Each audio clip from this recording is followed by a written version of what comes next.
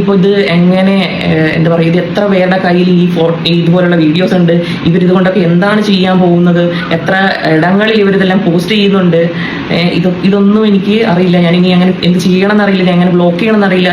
ഇതൊക്കെ എങ്ങനെ എന്താ പറയാ. ഇതാരാണ് നിങ്ങൾക്കൊക്കെ അറിയാമെന്ന് ഞാൻ വിചാരിക്കുന്നു. ഇതാണ് ആരതി കൃഷ്ണ. പുള്ളിക്കാരി ഒരു ബോഡി ബിൽഡർ ആണ്. പല ആൾക്കാരുടെ പോസ്റ്റിൽ നിങ്ങൾ ഇവരെ കണ്ടിട്ടുണ്ടാവും. ബോഡി ബിൽഡേഴ്സ് ആയിട്ടുള്ള കൊടവയറുള്ള അത് കുറയ്ക്കണമെന്ന് ആഗ്രഹിക്കുന്ന എല്ലാവരും ഇവരെ കണ്ടിട്ടുണ്ടാവും. ഇവര് പലതരത്തിലുള്ള ജിമ്മുകൾ ഇനോഗ്രേറ്റ് ചെയ്യുന്നുണ്ട്. ഒരുപാട് ബഹുമതികൾ നേടിയിട്ടുള്ള ആളാണ്. ഇവര് റീസെന്റ് ഒരു ജിമ്മിന്റെ ഇനോഗ്രേഷൻ പോയപ്പോഴത്തേനും അവിടെ ചില ഓൺലൈൻ മീഡിയകൾ പുള്ളിക്കാരിയുടെ കുറെ കുൽസിത ഫോട്ടോസ് എടുത്ത് പ്രചരിപ്പിച്ചു. ഫോട്ടോസും വീഡിയോസും എടുത്തിട്ട് പ്രചരിപ്പിച്ചു. ഒരു ചോദ്യം ചോദിക്കുകയും ആ ചോദ്യത്തിന് ഉത്തരം പറയുമ്പോഴത്തേനും ഇവിടെ ഒരു കട്ട്, അവിടെ ഒരു കട്ട്, വേറൊരു പേസ്റ്റ്, ഇവിടെ ഒരു പേസ്റ്റ്, അർത്ഥം മാറി പബ്ലിഷ് ചെയ്തു. ഇതൊക്കെയാണ് ഇപ്പോഴത്തെ സംഭവം.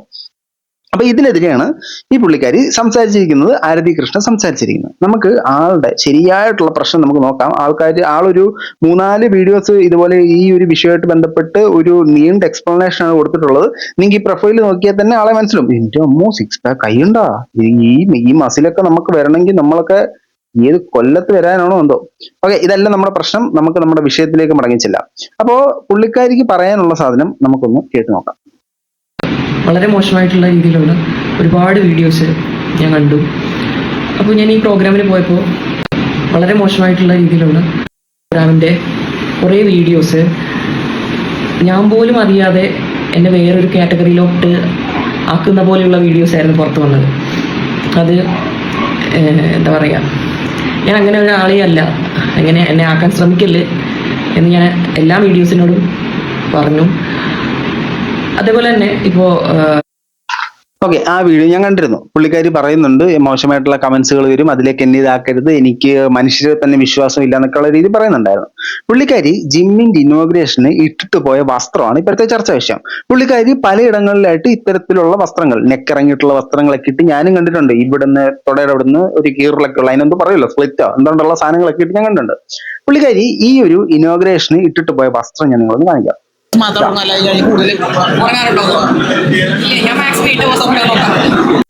ഇതാണ് ആള് ഇട്ടിട്ട് പോയ വസ്ത്രം എന്ന് പറയുന്നത്. ഈ വസ്ത്രത്തിൽ ആളുടെ ചില ആംഗിള് വെച്ച് വീഡിയോ എടുത്ത് പ്രചരിപ്പിച്ചു എന്നുള്ളതാണ് ഇപ്പോഴത്തെ പ്രശ്നം. ഇത് മാത്രമല്ല, വേറെ കുറച്ച് കാര്യങ്ങളൂടെ പറയുന്നുണ്ട്. അതിലേക്കൊക്കെ നമുക്ക് വന്നിട്ട് ഞാൻ വേറെ കുറച്ച് കാര്യങ്ങളൂടെ പറയാം. ആദ്യം നമുക്ക് മറ്റു കാര്യങ്ങൾ കേൾക്കാം. ഇല്ലെങ്കിൽ എൻ്റെ സപ്ലിമെന്റ്സോ ഒന്നും തന്നെ കൊളാബോ ഇല്ലെങ്കിൽ സ്പോൺസർഷിപ്പോ ഒന്നുമല്ല. എൻ്റെ ചിലവുകളെല്ലാം ഞാൻ തന്നെയാണ് നോക്കുന്നത്.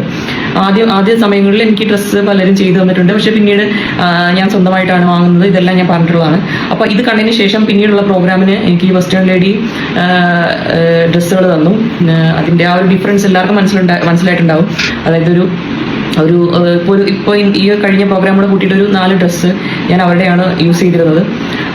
ആ ഡ്രസ്സിൽ തന്നെ ഒരു വളരെ ഭയങ്കരമായ ഒരു വ്യത്യാസം ഉണ്ടായിരുന്നു. അതായത് ഞാൻ നോർമലി യൂസ് ചെയ്തിരുന്ന ഡ്രസ്സിനേക്കാളും കുറച്ചുകൂടെ ഒരു എന്താ പറയാ, ഒരു ക്ലാസിക് ലുക്കോ ഇല്ലെങ്കിൽ കുറച്ചുകൂടെ ഞാൻ ഒരു പടി മുന്നോട്ട് നിൽക്കുന്ന രീതിയിലുള്ള വസ്ത്രധാരണമാണ് എന്നെനിക്ക് പലയിടത്തുനിന്നും അഭിപ്രായം വരികയുണ്ടായി. Note this point your honour. ഇവര് സ്വന്തമായിട്ടാണ് വസ്ത്രങ്ങളെല്ലാം വാങ്ങി ധരിച്ചുകൊണ്ടിരുന്നത്. അങ്ങനെ ഇരിക്കെ എവിടോ ഇത് പറയുകയും ഒരു സ്ഥാപനം ഇവരെ സ്പോൺസർ ചെയ്യാനായിട്ട് വരികയും ചെയ്തു. അങ്ങനെ അവരിപ്പോ കൊടുക്കുന്ന വസ്ത്രങ്ങളാണ് ആള് ധരിച്ചുകൊണ്ടിരിക്കുന്നത്. അതായത് കൊളാബ് വസ്ത്രങ്ങളാണ് ധരിച്ചുകൊണ്ടിരിക്കുന്നത്. അത് അത്തരത്തിലൊരു വസ്ത്രമാണ് ഈ ധരിച്ചത്. അപ്പൊ ഇങ്ങനെ കൊളാബ് അടിക്കുമ്പോഴത്തേനുള്ള പ്രശ്നം എന്ന് പറഞ്ഞാൽ, കൊളാബ് അടിക്കുമ്പോൾ നമ്മൾക്ക് പ്യുവർലി ആ കമ്പനിയുടെ പ്രൊമോഷനാണ് നമ്മൾ ചെയ്യുന്നത്. ആ കമ്പനിയുടെ ഒരു മോഡലായിട്ടാണ് നമ്മൾ വർക്ക് ചെയ്യുന്നത്. അപ്പൊ അവരിടുന്ന വസ്ത്രം ധരിക്കേണ്ടതായിട്ട് വരും. അത് നമുക്ക് കംഫർട്ടബിൾ അല്ലെങ്കിൽ നമ്മൾ പറയാം, നമ്മൾ അങ്ങനെ പറഞ്ഞിട്ടില്ല, നമുക്ക് കംഫർട്ടബിൾ ആയിട്ടുള്ള വസ്ത്രം ധരിച്ചു. ഇനി ആരതി ശ്രദ്ധിക്കേണ്ട ഒരു കാര്യം, നിങ്ങൾ പോയത് ഒരു ജിമ്മിന്റെ ഇനോഗ്രേഷൻ ആണ്. അല്ലെങ്കിൽ പോലും നിങ്ങൾ പുറത്തേക്ക് പോകുമ്പോഴത്തേനും ഈ മീഡിയസ് വരുമ്പോഴത്തേനും അവര് നിങ്ങളോട് ഇത് ഇങ്ങനെ കാണിക്കുമോ, ഇത് ഇങ്ങനെ ചെയ്ത് കാണിക്കുമോ, ഈ സാധനം ഇത് ഇങ്ങനെ എടുത്ത് കാണിക്കുമോ എന്നൊക്കെ ചോദിക്കും. അങ്ങനെ ചോദിക്കുമ്പോഴത്തേനും നിങ്ങൾക്ക് നല്ലോണം അറിയാം എന്ത് തരം ഡ്രസ്സ് ഇട്ട് കഴിഞ്ഞാൽ എന്തൊക്കെ ശരീരഭാഗങ്ങൾ എക്സ്പോസ് ആവും, എക്സ്പോസ് ആകില്ല എന്നുള്ളത്. അതപ്പോൾ ശ്രദ്ധിക്കേണ്ട ഒരു സാധനം നിങ്ങൾക്കുണ്ട്. ഇപ്പൊ ഞാൻ എന്റെ വീഡിയോസിലെല്ലാം പറയും, ഒരാള് ഏത് വസ്ത്രം ധരിക്കണം എന്നുള്ളത് അവരുടെ വ്യക്തിപരമായിട്ടുള്ള ചോയ്സ് ആണ്. അവർക്ക് എക്സ്പോസീവ് ആയിട്ടോ എക്സ്പോസീവ് അല്ലാണ്ടോ എന്ത് വസ്ത്രം വേണമെങ്കിലും ധരിക്കാം. പക്ഷേ കാണുന്ന എല്ലാവരും ഞാൻ എന്ത് ആറ്റിറ്റ്യൂഡിലാണോ ഇട്ടത് അതേ രീതിയിൽ മനസ്സിലാക്കണം, അതേ രീതിയിൽ പ്രതികരിക്കണം എന്ന് വെച്ച് കഴിഞ്ഞാൽ നടക്കാൻ തോന്നില്ല. 10 പേര് നിങ്ങളെ കാണുന്നെങ്കിൽ ആ 10 പേർക്കും 10 അഭിപ്രായങ്ങളായിരിക്കും 10 കാഴ്ചപ്പാടുകളായിരിക്കും. അപ്പൊ ഒരാൾക്ക് ഈ വസ്ത്രം വോ സൂപ്പർ നൈസ് നല്ല രസമുണ്ട് എന്ന് തോന്നിയാൽ മറ്റൊരാൾക്ക് ഇത് എന്തോന്ന് ഇട്ടേക്കുന്നത്, ഇതെല്ലാം കാണിച്ചങ്ങ് നടക്കുമല്ലോ എന്ന് തോന്നുന്ന ആൾക്കാരും ഉണ്ടോ? അതിനെ നമുക്ക് തെറ്റ് പറയാൻ പറ്റില്ല. നമുക്ക് കംഫർട്ടബിൾ ആയിട്ടുള്ള വസ്ത്രം ഇടുക, അതിനെ മറ്റുള്ളവർ ജഡ്ജ് ചെയ്യുന്നതിനെ കുറിച്ച് ചിന്തിക്കാതിരിക്കുക. ഇപ്പൊ ഈ പുള്ളിക്കാരിക്ക് ഇത് പ്രശ്നം എന്ന് പറഞ്ഞാൽ പുള്ളിക്കാരുടെ വീട്ടിൽ കാണും, അമ്മ കാണും, പല ആൾക്കാരും കാണും. ഇതിനു മുമ്പ് പലതവണ ഇത്തരത്തിലുള്ള അനുഭവങ്ങൾ ഉണ്ടായിട്ടുണ്ടെന്നും പറയുന്നുണ്ട്. ബാക്കിയേക്കാം, നമുക്ക് കൊളാബിന്റെ ബാക്കിയേക്കാം. ഒരാളുടെ മെഷർമെന്റ് അനുസരിച്ചിട്ടുള്ള സ്റ്റിച്ചിങ് ആയിരിക്കാം. അപ്പോൾ നമ്മൾ വിചാരിക്കും ബാക്കിയെല്ലാം ഓക്കെയാണ്, ഈ ഒരു ചെറിയ ഡിഫറൻസോ ഇല്ലെങ്കിൽ ചെറിയ ബുദ്ധിമുട്ടുകൾ നമ്മൾ എങ്ങനെയെങ്കിലും മാനേജ് ചെയ്യാം എന്ന് കരുതിയിട്ടാകും ഉപയോഗിക്കുന്നത്. പക്ഷേ നമുക്കെല്ലാം നമ്മൾക്ക് എപ്പോഴും മാനേജ് ചെയ്യാൻ പറ്റിയെന്ന് വരില്ല. അതായത് നമുക്ക് ഒരേ സമയത്ത് എന്തെല്ലാം കാര്യങ്ങൾ ശ്രദ്ധിക്കാൻ പറ്റും. ഇപ്പോൾ ഒരു സ്ലിറ്റ് ഉണ്ടെങ്കിൽ സ്ലിറ്റ് അങ്ങോട്ടോ ഇങ്ങോട്ടോ പോകുന്നത് നോക്കണം, അല്ലെങ്കിൽ ഡീപ് നെക്ക് ആണെന്നുണ്ടെങ്കിൽ നെക്ക് നമ്മളൊന്ന് കുനിയോ തിരിയോ ചെയ്ത് കഴിഞ്ഞാൽ അതിവിടേക്ക് പോകണമെന്ന് ചിന്തിക്കണം. ഇതെല്ലാം നമുക്ക് കംപ്ലീറ്റ് ബ്ലാങ്ക് ആയി പോകുന്ന ചില സമയങ്ങളുണ്ട്. എപ്പോഴും നമുക്ക് ഇത് നോക്കിക്കൊണ്ടിരിക്കാൻ പറ്റാത്ത നേരങ്ങൾ. അപ്പം ഞാൻ ലാസ്റ്റ് ഒരു ബ്ലാക്ക് ഡ്രസ്സ് ഇട്ടിരുന്നതിൽ ഞാനെന്തോ അതായത് പോസിങ് കഴിഞ്ഞിട്ട് തിരികെ വന്ന് ചെരുപ്പിട്ടുകൊണ്ടിരിക്കുകയാണ്. ഞാൻ ചെരുപ്പിടുന്നതിൽ ഫോക്കസ് ചെയ്തേക്കുവാണ്. എൻ്റെ സ്ലിറ്റ് ആ ടൈമിൽ കറക്റ്റായിട്ട് പിടിച്ചു വെക്കുന്നതിൽ ഞാൻ ഫോക്കസ് ചെയ്യണം. ആ സമയത്ത് ഞാൻ എൻ്റെ നെക്ക് അല്ലെങ്കിൽ അത് കുറച്ച് ഡീപ് നെക്ക് ആയിരുന്നു, അതിനെപ്പറ്റി ഞാൻ മറന്നുപോയി എന്നുള്ളതാണ് സത്യം. അപ്പോൾ ആ ചെരുപ്പിട്ടുകൊണ്ടിരുന്ന അത്രയും സമയം ഇത് ഫുൾ ഫോക്കസിൽ ക്ലോസപ്പിൽ എത്രത്തോളം കവർ ചെയ്യാമോ അത്രത്തോളം കവർ ചെയ്ത് പല മീഡിയാസും അതെടുത്ത് ഇടുകയുണ്ടായി. അപ്പോൾ ഇത് അങ്ങനെ കുറെ അപരാധി ചാനലുകളുണ്ട്. ഒരു സ്ത്രീയെ കണ്ടു കഴിഞ്ഞാൽ വളരെ മോശമായിട്ടുള്ള രീതിയിൽ എങ്ങനെ ചിത്രീകരിക്കാൻ പറ്റുമോ, ഏത് ആംഗിളിൽ എക്സ്പോസീവ് ആയിട്ട് കാണാൻ പറ്റുമോ ആ ആംഗിളിൽ എക്സ്പോസീവ് ആയിട്ട് വെക്കുകയും അതിന് വളരെ ഡബിൾ മീനിങ് ഉള്ള രീതിയിലുള്ള ഡിസ്ക്രിപ്ഷനും കമന്റ് ടൈറ്റിലൊക്കെ കൊടുക്കുന്ന ചാനലുകളുണ്ട്. ഒരുപാട് ചാനലുകൾ മാറിയിട്ടുണ്ട്. പക്ഷെ ഒരുപാട് ചാനലുകൾ ഇപ്പോഴും ആ സാധനത്തിൽ തന്നെയാണ് പോകുന്നത്. നമ്മുടെ നാട്ടിൽ ഒരുപാട് ആളുകൾക്ക് ഇത്തരത്തിലുള്ള ചില ദാരിദ്ര്യങ്ങളുണ്ട്, അതിനെ ഉപയോഗിക്കാൻ വേണ്ടി തന്നെയാണ് ഈ സാധനങ്ങൾ ചെയ്തുകൊണ്ടിരിക്കുന്നത്. ഇതിനകത്ത് നമ്മളിപ്പോ നോക്കുകയാണെങ്കിൽ ഈ ഇത്തരത്തിലുള്ള ഓൺലൈൻ മീഡിയാസ് ഈ വരുന്ന സെലിബ്രിറ്റീസിനെ ഗസ്റ്റിനെ ഭയങ്കരമായിട്ട് ഡിസ്റ്റർബ് ചെയ്യുന്നുണ്ട്. കഴിഞ്ഞ ദിവസം സായി പല്ലവിയുടെ ഒരു വീഡിയോ ഉണ്ടായിരുന്നു. സായി പല്ലവി മുമ്പോട്ട് വിടുന്നില്ല, സായി പല്ലവിക്ക് മുമ്പോട്ട് പോകാൻ പറ്റുന്നില്ല. സായി പല്ലവി ഇപ്പൊ ചോദിക്കുന്നുണ്ട്, നിങ്ങൾ ഫോട്ടോ എടുത്തോളൂ, അങ്ങോട്ടും ഇങ്ങോട്ടും മാറി നിന്ന് ഫോട്ടോ എടുക്കൂ, ഞാൻ പൊക്കോട്ടെ എന്ന് പറയുന്നുണ്ട്. മോഹൻലാലിന്റെ ഈ ഒരു സാധനം പല സമയത്ത് നമ്മൾ കണ്ടിട്ടുണ്ട്. മോനെ വീടും മാറി നിൽക്കും, മോനെ വഴി താ മോനെ പോട്ടെ എന്ന് പറഞ്ഞ് പോകുന്നത്. നിങ്ങള് അവരെ ശല്യം ചെയ്യരുത്. അവരെ ശല്യം ചെയ്യാതെ നിങ്ങൾക്ക് മാറി നിന്ന് മാന്യമായ രീതിയിൽ എടുക്കേണ്ട ഫോട്ടോസ് ഒക്കെ എടുക്കാം. മാന്യമായ രീതിയിൽ വസ്ത്രം ധരിക്കുന്നവരെ ഇതുപോലെ അശ്ലീലമായിട്ട് ചിത്രീകരിക്കുന്നതോട് ഞാൻ യോജിക്കുന്നില്ല.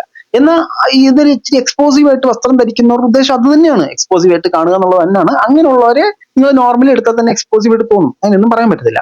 ഇനി ഇപ്പൊ നമ്മൾ ഈ കേട്ട വോയിസിനകത്ത് പുള്ളിക്കാരി പറഞ്ഞൊരു സാധനം, പുള്ളിക്കാരി ഇട്ട വസ്ത്രത്തിനകത്ത് ഒരുപാട് പ്രശ്നങ്ങളുണ്ടായിരുന്നു. അതായത് നെക്ക് ഡീപ്പായിരുന്നു, താഴെ സ്പ്ലിറ്റ് ഉണ്ടായിരുന്നു. അപ്പൊ ഞാൻ പലപ്പോഴായിട്ട് മറ്റേ നമുക്ക് സെയിം നമ്മുടെ ഇത് മെഷർമെന്റിലായിരിക്കത്തില്ല, മറ്റൊരാളുടെ മെഷർമെന്റ് ആയിരിക്കും, അത് നമ്മൾ സഹിക്കാന്ന് വിചാരിക്കുമ്പോഴത്തേനും നമ്മൾ നെക്ക് ശ്രദ്ധിക്കണം, സ്പ്ലിറ്റ് ശ്രദ്ധിക്കണം. ഞാൻ ഒരുപാട് ഇങ്ങനെ അത് കെയർ ചെയ്തു, ഇത് കെയർ ചെയ്തു, ഇതിന് മുമ്പ് ഞാൻ ഒരു ചെരുപ്പിട്ടപ്പോഴത്തേനും ഇങ്ങനെ ഫോക്കസ് ചെയ്തു എന്നൊക്കെ. അപ്പൊ ഈ ഒരു ദുരനുഭവം ഇതിനു മുമ്പ് പലപ്പോഴായിട്ട് ഉണ്ടായിട്ടുണ്ട്. ഇത് കേട്ടപ്പോൾ എനിക്ക് മനസ്സിലാക്കാൻ സാധിച്ച സാധനം, ആ വസ്ത്രത്തില് നിങ്ങൾ കംഫർട്ടബിൾ അല്ല. നിങ്ങൾ കംഫർട്ടബിൾ ആയിട്ട് അല്ലാത്തൊരു സാധനം നിങ്ങൾ ഇട്ടിട്ട് പോയിട്ട് അത് ഇങ്ങനെ തന്നെ അത് ഫീൽ ആവത്തുള്ളൂ, ഇങ്ങനെ തന്നെ അത് വരത്തുള്ളൂ.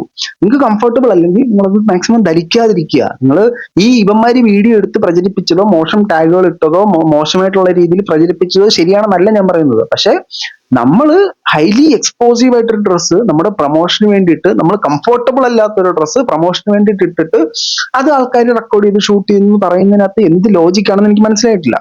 നിങ്ങളൊരു മോശ സ്ത്രീ എന്ന അഭിപ്രായം ഒന്നും എനിക്കില്ല. എനിക്ക് ഇവരുടെ മസിലൊക്കെ കാണുമ്പോഴത്തേനും അസൂയപ്പെടാറുള്ള ഒരാളാണ് ഞാൻ. ഇപ്പോഴും ഒരു സ്ത്രീ ആയിട്ട് കൂടി ഒരു പുരുഷനായിട്ട് കൂടി ഇത്രയും ഫിറ്റ് ആയിട്ട് ബോഡി മെയിൻറ്റെയിൻ ചെയ്യുന്ന പല ആൾക്കാരെയും കാണുമ്പോൾ നമ്മളെ കൊണ്ട് പറ്റാത്തൊരു സാധനമാണ്. ഇവര് നന്നായിട്ട് ബോഡി മെയിൻറ്റെയിൻ ചെയ്യുന്നതിനൊക്കെ എനിക്ക് റെസ്പെക്ട് ഉണ്ട് ഇവരോട്.